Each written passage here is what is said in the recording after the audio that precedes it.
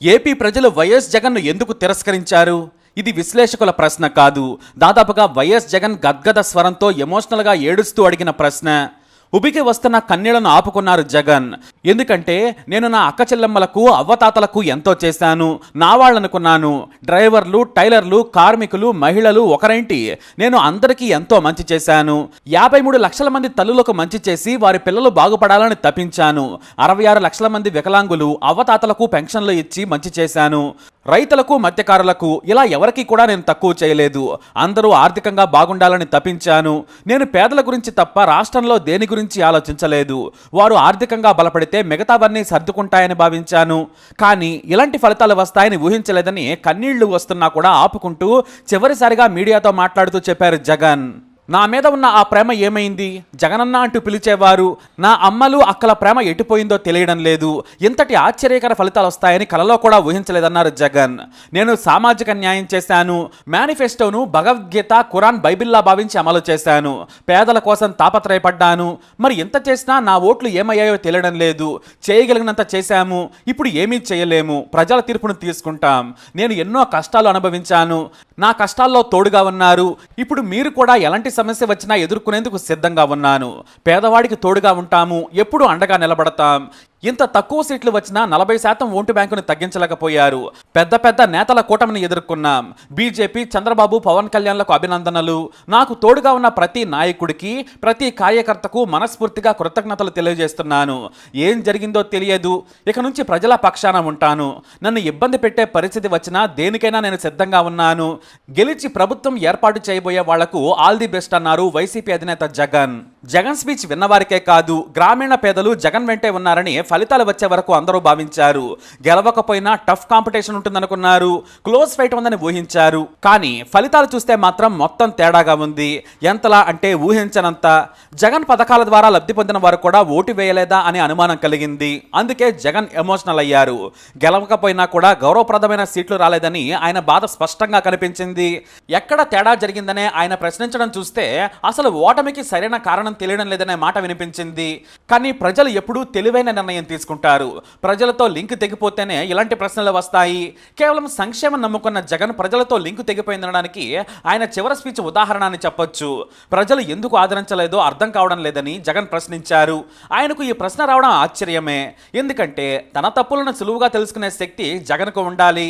ప్రజల ఆస్పిరేషన్ ఏంటో తెలుసుకోలేకపోయారు ఆయన. ప్రజల కష్టాలను గుర్తించలేకపోయారు. కేవలం డబ్బులను పంచితే చాలు గెలుస్తామనుకున్నారు. వాలంటీర్లు గెలిపిస్తారులే అనుకున్నారు. కానీ తాను ప్రవేశపెట్టిన లెక్కర్ను సామాన్య జనం ఎలా తాగుతారని ఆయన తెలుసుకోలేకపోయారు. జనం తిడుతున్నా కూడా తప్పుడు పద్ధతినే సరైందనుకున్నారు. జనం చస్తారని తెలిసినా పట్టించుకోలేదు. ఇక రోడ్లు బాగాలేవని కేసీఆర్ కూడా అసెంబ్లీ ఎన్నికల సమయంలో విమర్శించినా కూడా జగన్ ఈ విషయాన్ని అర్థం చేసుకోలేకపోయారు. గత ప్రభుత్వం చేసిన తప్పును తాను చేయొద్దని భావించలేదు. రాజధాని నిర్మించాలనే తపన జగన్కు ఏమాత్రం లేదు. కేవలం రాజకీయ కోణంలోనే చూశారు. అమరావతిని వదిలేశారు. అలానే కొత్త రాజధానిని కూడా డెవలప్ చేయలేదు. కొత్త పరిశ్రమలు రాలేదు. ఉద్యోగాలు లేవు. ఇలా ఒకటా రెండా ఎన్నో తప్పులు. తమ నాయకుల బరితెకింపు బూతులను ఎంకరేజ్ చేశారు. దాడులు, కబ్జాలను పట్టించుకోలేదు. కనీసం సోషల్ మీడియాను రోజూ చూసి వాటిని పరిష్కరిస్తే ఎంత చెడ్డ పేరు వచ్చేది కాదు. పైగా మొత్తం తన చుట్టూ రెడ్డి సామాజిక వర్గం వారిని ఎంచుకున్నారు. పేరుకే మంత్రులకు, ఎమ్మెల్యేలకు టికెట్లు ఇచ్చినా మెయిన్ పవర్ మొత్తం ఒకే సామాజిక వర్గం దగ్గర ఉందనే అపఖ్యాతి ఆయన మూట కట్టుకున్నారు. అయితే ఇన్ని విమర్శలు సరే, దాదాపుగా 3 లక్షల కోట్లను పంచారు జగన్. పేదలకు డైరెక్ట్గా డబ్బులు ఇచ్చారు. 2.5 లక్షల మంది వాలంటీర్లను పెట్టుకున్నారు. ప్రభుత్వం ద్వారా లబ్ధి పొందిన వారు ఓట్లు వేసినా కొన్నైనా సీట్లు రావాలి, కానీ రాలేదు. ఎందుకనేది ఎవ్వరికీ అందని ప్రశ్న. అంటే ఏపీ ప్రజలు కేవలం సంక్షేమం మాత్రమే కోరుకోవడం లేదు.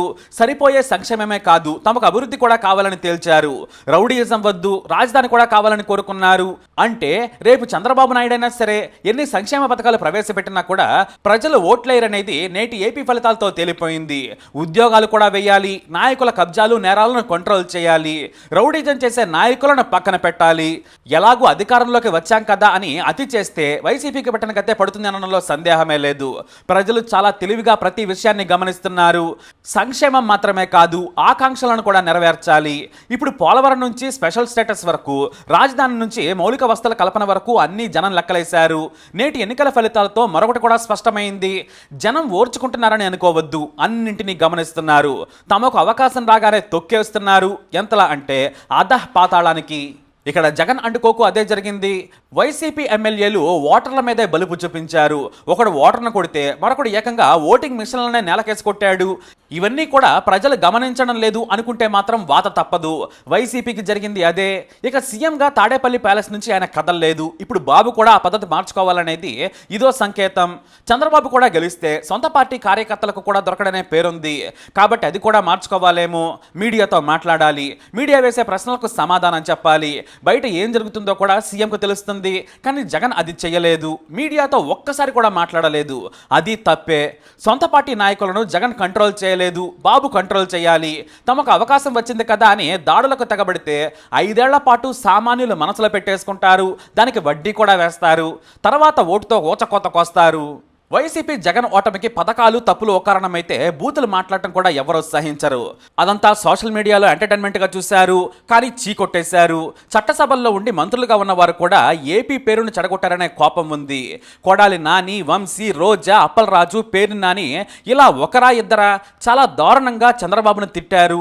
ఆఖరికి చంద్రబాబు భార్యను కూడా రాజకీయాల్లోకి లాగి అవమానించారు. బాబును ఏడ్చేలా చేశారు. ఇవన్నీ జనం పట్టించుకోరులే అని అధికార మత్తులో రెచ్చిపోయారు. అవన్నీ కూడా వైసీపీకి చెడ్డ పేరు తెచ్చాయి, ఓటమికి కారణమయ్యాయి. ప్రజలను తక్కువగా అంచనా వేసిన జగన్ అండుకో ఇప్పుడు గోర్లు గిల్లుకుంటున్నారు. ఎందుకంటే జగన్ వారిని కంట్రోల్ చేయాల్సింది. ప్రజలు ప్రతి విషయాన్ని లెక్కలేసుకొని మరీ ఆలోచన చేస్తుంటారు. కాబట్టి జాగ్రత్తగా ఉండాలి. ఇప్పుడు టీడీపీ అయినా సరే రివెంజ్ పాలిటిక్స్కి దిగి దిగజారి ప్రవర్తిస్తే మాత్రం అంతే సంగతులు. దేనికైనా లిమిట్ ఉంటుంది. ఆ లిమిట్ దాటితే అంతే సంగతులు అనడానికి ఇదే ఉదాహరణ. మరి జగన్కి ప్రజలు ఇచ్చిన సందేశం ఏమిటి? మీ అభిప్రాయాన్ని కమెంట్ ద్వారా తెలియజేయండి. ఈ వీడియో అప్డేట్స్ కోసం మా ఛానల్ ఫాలో అవ్వండి. అలాగే తప్పకుండా సబ్స్క్రైబ్ చేసుకోండి.